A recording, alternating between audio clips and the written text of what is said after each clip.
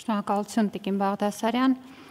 հարգելի քաղաքացիներ, իհարկե մենք հասկանում ենք, որ այս պահին առաջնահերթ է Լեռնային Ղարաբաղից բռնի տեղահանված ընտանիքների կեցության, բուժօգնության, սննդով ապահովման ծրագրերը, սակայն կրթության իրավունքը նույնպես առաջնային է եւ մենք պետք է առանց ժամանակ կորցնելու նաեւ իրականացնենք քայլեր ապահովելու երեխաների շարունակական կրթությունը։ Ասեմ, որ այս պահի դրությամբ արդեն ունենք դպրոցներ դիմող շուրջ 100 քաղաքացիներ տարբեր մարզերում եւ սա վկայում է այն մասին, որ այն պահին, երբ որ քաղաքացիները արդեն ունեն իրենց առաջնային կարիքների մասով որոշակի հստակություն, առաջին հերթին դիմում են դպրոց եւ դա շատ լավ է, ես ուղղորդում եմ, որպեսզի մեր բոլոր երեխաների կրթության իրավունքը բոլորս դիտենք առաջնային եւ այն պահին, երբ որ արդեն իսկ կեցության, սննդի եւ կացարանի խնդիրները կարգավորված են, առանց հապաղելու նաեւ մտածենք կրթության մասին։ Ասեմ, որ մեր դպրոցները պատրաստված են դրան, մենք ուղարկել ենք շրջաբերական գրություն, որտեղ հստակ հրահանգներ ենք տվել, թե ինչպես պետք է կազմակերպվի գործընթացը, մասնավորապես ուզում եմ տեղեկացնել, որ որևէ փաստաթղթային խոչընդոտ չի լինի եւ այն ժամանակահատվածում, երբ որ երեխաները կլինեն դպրոցում, ապա առանց որևէ լրացուցիչ փաստաթղթեր պահանջելու նրանց ընդունումը դպրոց տեղի կունենա։ Միևնույն ժամանակ կարգավորումներ ենք նախատեսել նաև բոլոր այն դեպքերի համար, երբ որ երեխաները կունենան հավելյալ աջակցության կարիք, որովհետև բոլորս հասկանում ենք, որ նրանք անցել են բարդ հոգեբանական դրության փորձությունների միջով եւ կրթության գործընթացը արդյունավետ լինելու համար նաև պետք է դառնա այն դրական ու ապահով միջավայրը, որը կստեղծի նաև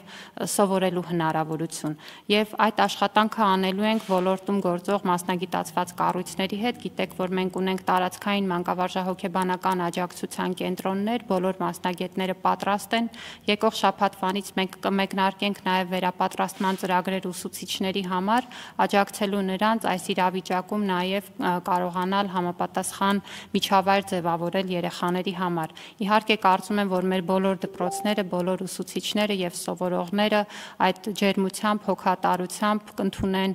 ցանկացած երեխայի, յուրաքանչյուր երեխայի, ով այսօր այս դժվարին իրավիճակում հայտնվում է մեր դպրոցներում։ Ուզում եմ նաեւ տեղեկացնել, որ իրականում երեխաների թիվը մեծ է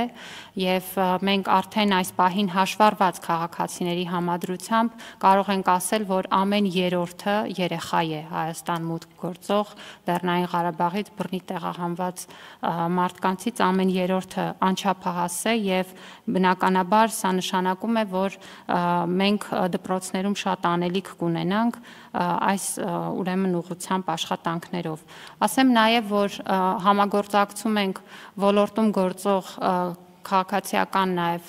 հասարակության ակտիվ կազմակերպությունների հետ եւ նաև հավելյալ ծրագրեր ենք ունենալու, որոնք կվերաբերեն թե հավելյալ կրթական աջակցությանը, որովհետեւ երեխաները որոշակի process դուրս են մնացել կրթական գործընթացից եւ կարող են ունենալ նաև հավելյալ կրթական դասընթացների կարիք, որը կկազմակերպվի հատկապես ավարտական դասարանների երեխաների համար, որպեսզի նրանք հասցնեն պատշաճ պատրաստվել իրենց այս տարվա կարևոր անելիքներին, ինչպես նաև պլանավորում ենք նաև առանձին ծրագիր ունենալ Լեռնային Ղարաբաղից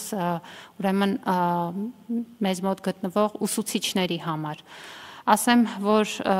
2023 թվականի սեպտեմբերի 1-ի դրությամբ Լեռնային Ղարաբաղում գործել է 108 հանրակրթական ուսումնական հաստատություն շուրջ 21000 սովորողներով եւ ուսուցիչների թիվը եղել է 1500-ին մոտ։ Ես կարծում եմ, որ մեր համակարգը, հատկապես որ մենք անընդհատ խոսում ենք ուսուցիչների պակասի մասին,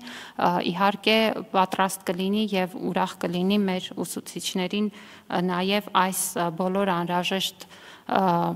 ուղղություններով ներգրավելու։ Մենք առանձին ծրագիր ենք պատրաստում այս ուղղությամբ, որպեսզի կարողանանք նաև ավելի հարթ իրականացնել այս գործընթացը։ Եվ նաև կուզեմ տեղեկացնել, որ բոլոր այն հարցերում, որոնք կպահանջեն հավելյալ ծրագրեր եւ նախաձեռնություններ, կարիքների գնահատման փուլում կլինենք շատ ուշադիր եւ բոլոր անհրաժեշտ նոր ծրագրերն ու նախաձեռնությունները ըստ ի հայտ բերված կարիքների կմշակվեն։